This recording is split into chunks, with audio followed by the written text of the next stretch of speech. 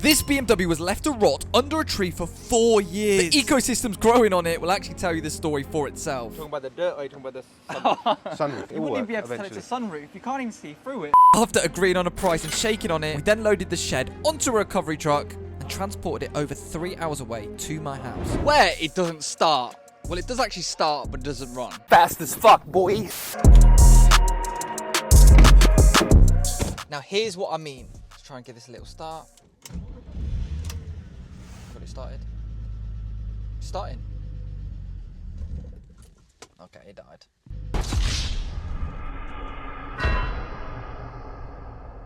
So it does turn on, however... It actually dies after just a few seconds, even if you give it a few revs. I'm speculating it's something to do with the car's fueling system, where it's getting enough fuel to start, but not enough fuel to run. And as well as this, when priming the fuel system in the last video, it made this sound. That was like the fuel pump or something, I think. Now, in the last video, an army of you legends came through and gave me all the potential causes of this. Whether that's fuel filters, fuel pumps, camshaft sensors, or MAF sensors. And it was time to cross out the first problem. Fuel filter. Underneath this cover right here, fingers crossed, I'm hoping for a naked lady. Please be a naked lady, please be a naked lady, please be a naked lady. Don't know if you can see this, but my face is millimeters from the car. I fucking hate working on cars. Why did I choose this as a job? I will never ever know. I'm pissed off that I was stupid enough to take on this car. Is it a naked lady? Is it a naked lady? No, it's not, unfortunately. Already I can see a problem. Vacuum line has split. It's cracked, look. Maybe that's the reason why it's not. Oh shit! I didn't even tug on that and it fell apart. So we need a new vacuum line. Look at this. Mad. Maybe this is the reason why it's not working, because that's a Bluetooth connection at the moment, mate. So I've actually went online, bought some new vacuum lines, ready to fit the car right now. And fingers crossed, you never know. Could this be the reason why the car keeps shutting off? Maybe. As well as the vacuum lines, I've also got a new fuel filter ready to go in. If the filter is blocked up, it might be limiting fuel going to the front of the car, which may lead to it stalling. Oh shit. Collect all that fuel? That's going on the Mini Cooper? Jeez. 20 miles that. Nowadays, that would be costing 50 quid. My God. Just come on. Infinite fuel glitch. I then got the new fuel filter in. And before not too long, it was time to prime the system and try and start the car for the first time.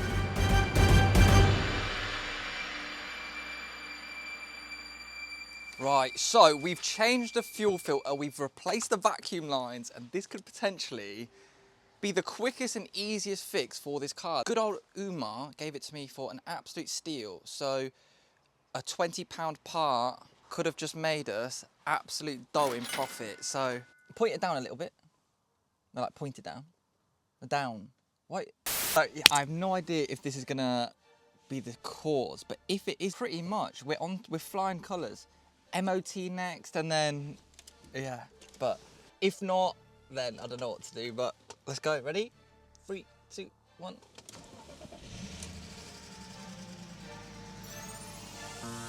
Oh.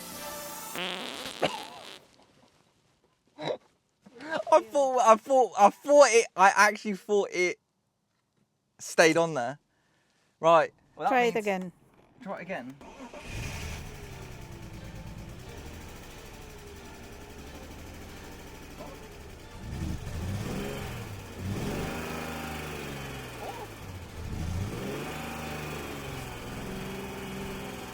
Stayed on longer than usual.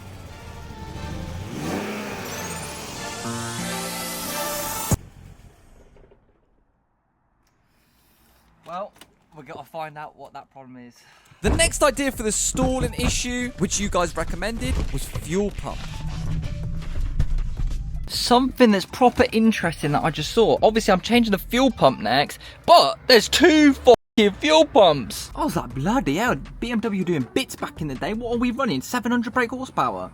But one of them is actually a fuel sender unit to basically pass fuel over the prop shaft to the fuel pump to send it to the front of the car. You learn something new every day. Now you can definitely tell this fuel pump has never been changed before. It's got It smells of what I think Tutankhamun would smell like. Disconnecting the fuel lines, and I can now say I know what it feels to be a girl. I got sprayed in the face by fuel, mate. Honestly, I feel like a hippie from the 1960s, mate. My head feels so light being a car full of petrol fumes. I feel like I'm gonna float away. Yeah. Wee. Look at that. That's my petrol tank, mate. What? First ever fuel pump I've taken out. It looks like a baby alien, mate. I don't know what goes on in my head either, guys. But we're going to be replacing that dirty old one for a nice brand new one. Oh my god, can you see that? Something's in there. Oh.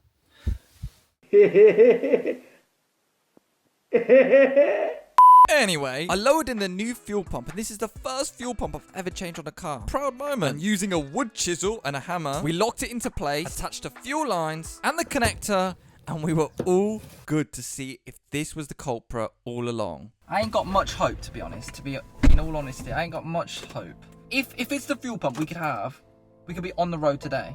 If the universe is listening, if you do this, I'll stop watching porn, alright? I'll stop watching porn. If this doesn't work though, I'll have to watch it tonight. I'll have to watch it after I film this clip, alright? Let's go.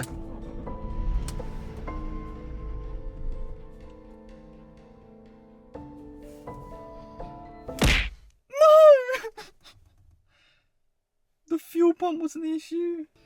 Well, the fuel pump was an issue. That means I gotta go watch porn now. Thank you, universe. Thank you. This was super disheartening, as literally I've put in so much work and all that money into those parts for it not to work. In desperate times, there was one last thing to try. Let me unplug this bad boy right here. So this is actually the MAF airflow sensor, and it actually measures all the air going into the engine through the air intake. If this is faulty, it'll be sending wrong information to the car's ECU, which could be our stalling issue. If this works, I'll shoot myself. Fuel pump and everything, if that works.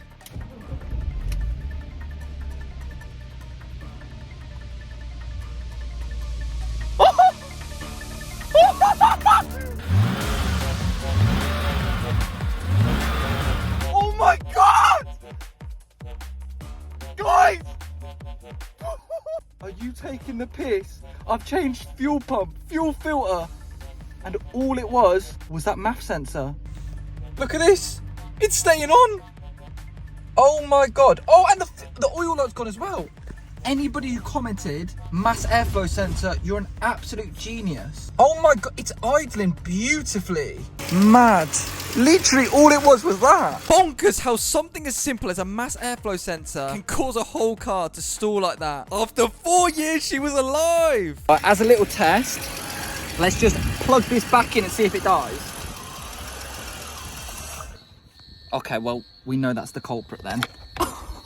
So that one sensor sent us on a wild goose chase to find a problem that was right in front of us. So the sensor could either be dirty or damaged. I actually opted for buying a completely new MAF airflow sensor for £20, and it was unfortunately the wrong one. So till then, we're just going to run no MAF. So after getting this car started for the first time in 4 years, it was time to chuck in some new oil into the car, because this oil has been sat in it for probably well over 6 years now, whenever the last oil change was. Now, other than making sure your car is running right with new fluid like this one, Hyperlube. I need something like that for the bedroom. You can actually use a device like this right here, which is Carista Eva, an OBD2 Bluetooth adapter. Let's go plug it into the car. Now, plugging that device into the BMW E46, we can actually recheck engine lights and fault codes and see exactly what they mean. Let's quickly diagnose it and see if there is any fault codes. Ooh, this is where there's about 100. Look, oh, we've got one fault. Oh, a mass or volume airflow circuit low. And this is of course because we're not running a MAF sensor until our new one arrives. So quite simply, if you're ever driving down the road and a check engine light comes up, this is the perfect tool to have in your glove box, because you can diagnose that on the side of the road rather than going to a garage which is going to charge you 50 quid to diagnose it or more. We can actually also read live data from the car. So using Carista, we can look into all the different sensors of the car to make sure everything is working on tip-top shape, and if it isn't, we can see exactly what isn't. We can also perform DIY service procedures such as fuel system pattern priming, resetting service interval indicators. Not only that, Carista Evo can actually unlock hidden features on certain makes and models of cars, such as my BMW. And if you're a Ford owner, this is a very exciting time for you because they've just released customization options for certain Ford vehicles, just like this Puma ST right behind me. Open windows via remote. Let's activate that. Wait, I'm doing it from outside the bloody car. So that and many other features can be activated with Carista. So if you guys are at all interested in checking if your Ford or your car has any hidden features, click the link in my bio for free to check compatibility today. And if you guys are interested in picking up a Carista device, use my discount code Michael25 on Amazon for a cheeky discount as well. Now that the car is able to move, it makes it so much easier to work on because we can just drive it up onto the ramp to get underneath it. We got straight onto the oil filter at the top of the engine. This is the worst oil filter I've ever seen. Got the oil filter back on the car, then got under the car for the first time and drained the oil. And oh my god, this car takes 6.5 litres. It almost filled my bucket up. Then put in some mega lube and we're all done.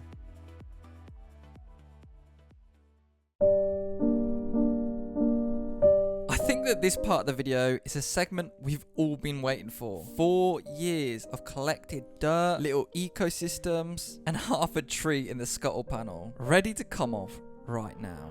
So guys, it is now the time you've all been waiting for. It is time to actually wipe off 4 years of dirt from this BMW. Look at all of the dirt here. That is all coming off right now. This literally makes me feel sick right now, but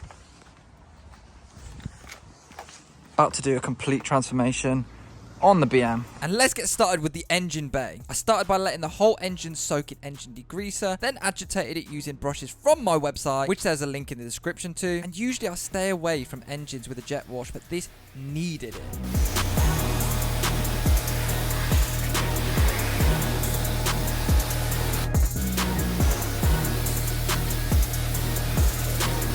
Then I dried the whole engine off using microfibers. And then it was time to move on to the exterior of the car, where we coated the whole car in pre-wash. And then came the satisfying bit.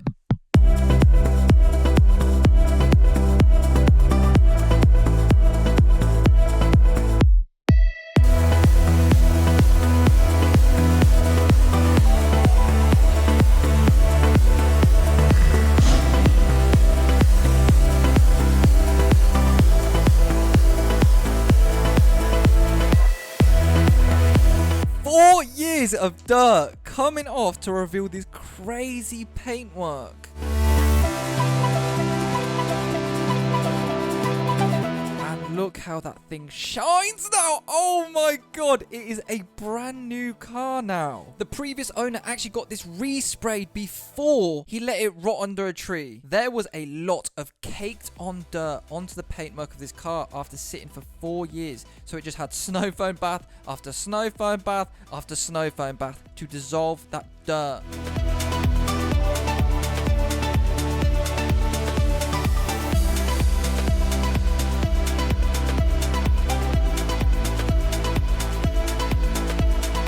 After rinsing the car off, we got it all dried, ready for the final touches, which are of course BMW wheel badges. And not only that, we actually got some new BMW M stickers because each wheel was missing it. I'm also selling these on my store, so link in description.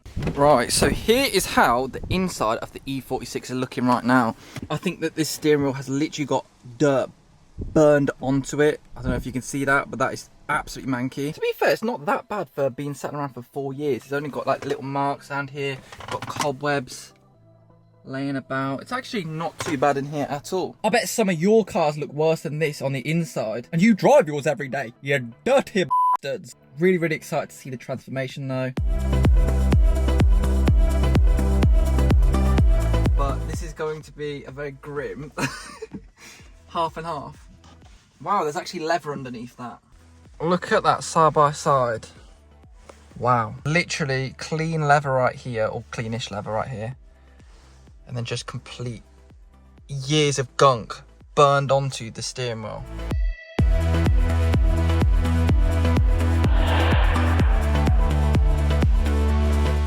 So slowly working my way through the car, it was looking 10 times better. All the marks slowly dissolved. All the plastic started to pop. Now it is looking so fresh in here, but the last step is this stuff.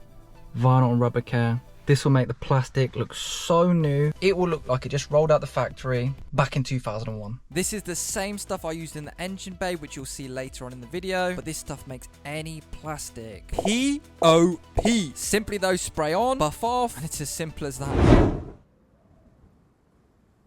4 years this BMW was sat under a tree, and finally it's been brought back to life. And boy, if I do say so myself, it is stunning.